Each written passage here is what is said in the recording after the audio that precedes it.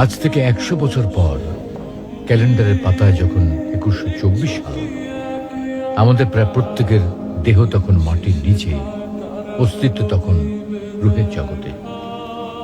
ইতিমধ্যে ফেলে যাওয়া আমাদের সেই সুন্দর বাড়িটা হয়তো পরবর্তী প্রজন্ম ভোগ করছে।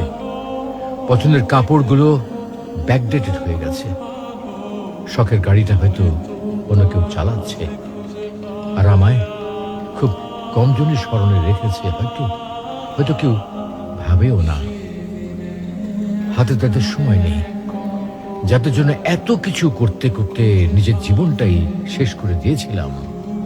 আচ্ছা আচ্ছা, বাস্তবতার এই জীবনে আপনি আপনার দাদার দাদাকে কতবার স্মরণ করেন?